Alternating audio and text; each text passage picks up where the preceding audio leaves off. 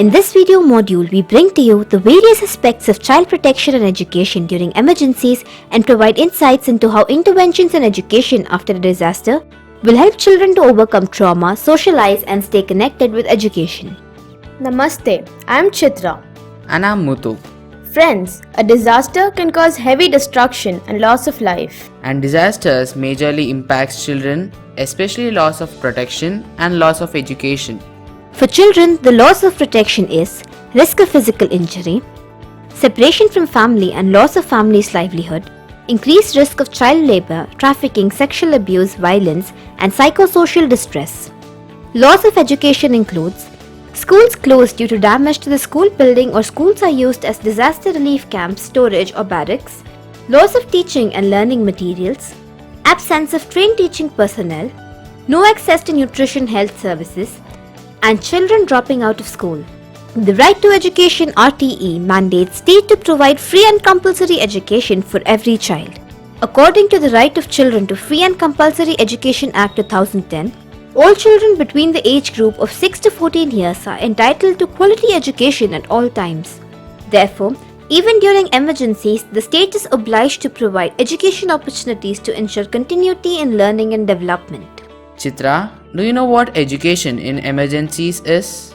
The provision of quality education opportunities that meet the physical protection, psychosocial, developmental, and cognitive needs of children affected by emergencies, which can be both life-sustaining and life-saving. Well explained, Chitra. Education in emergencies is important because Educational activities promote children's psychosocial well-being and helps children to overcome trauma of disaster. Education provides a safe, protective space where children can learn and also re-establish social support networks. Education is a normalizing activity. It helps children stay on track for their development. Education is the platform through which important life-saving information such as disaster risk reduction, preventing diseases, food distribution, immunization, etc. can be accessed. Education provides an opportunity to assess any child protection needs. Children in need of child protection services can be referred such as tracing reunification, in-depth psychosocial support, survivors of gender-based violence. Education ensures a brighter future and provides economic stability. Education is an important first response because education is a fundamental right to all, and in emergencies, children are often denied this right. there are three phases in an educational response. Phase 1. Recreational or preparatory. It includes setting up of safe areas such as temporary learning centers and community and youth engagement. Phase 2.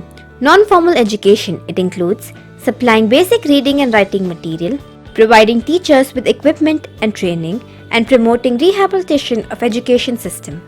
Phase 3. Return to formal education, and this includes supporting organized system of teaching and learning and training teachers to cope with new challenge situation. In Phase 1, Setting up temporary learning centers are widely used in emergencies as a first response to children's needs and an entry point for working with affected communities. Temporary learning centers can be established quickly as a response to children's rights to protection, psychosocial well-being, and non-formal education, contributing to care and protection of children in emergencies. However, they are used also as transitional structures that serve as a bridge to early recovery and long-term supports for vulnerable children. Specific objectives of setting up temporary learning centers are to mobilize communities around protection and well-being of all children including highly vulnerable children, provide opportunities for children to play, acquire contextually relevant skills and receive social support, offer intersectoral support for all children in the realization of their rights. Temporary learning centers are also used for other purposes such as laying a foundation for restarting formal education and supporting national educational systems, enabling wider work on issues such as child protection and early child development, stimulating efforts on disaster preparedness and disaster risk reduction. During emergencies, to select a site for setting up temporary learning centers, it must meet certain criteria such as safe, secure area cleared of harmful objects, shade and protection against wind, rain and dust.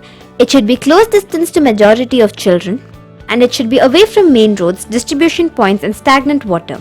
It must have storage space for school supplies, food, etc. and have access to sanitation and safe water services. And temporary learning centers must use locally available materials or materials that can be retrieved from damaged buildings. And last but not the least, the locations selected for setting up temporary learning centers must be in consultation with community. As per child-friendly principles, all inclusive integrated basic services must be provided to ensure children's rights to survival, development, participation and protection. The focus must be on child's well-being, including education, health, protection, social and emotional well-being. Provide secure environment that is family-focused and community-based. Provide targeted programs for preschool children, primary school age children, youth and parents. Let us now explain to you the second phase. Yes, about phase 2, non-formal education. The focus here is on the need for providing required educational needs of the children from marginalized groups affected by disaster by creating an enabling environment. Training as well as required equipment and materials are given to teachers to handle educational needs of children in non-formal environment. In phase 3, return to formal education, the focus is on ensuring that the children start going back to school. Here, the capacity building of teachers is done so that they help the children in coping up with new situation where children return to school from trauma stress caused by a disaster. Education in emergencies helps children to deal with and overcome trauma. So, let's together work towards building Education in emergencies helps children to deal with and overcome trauma.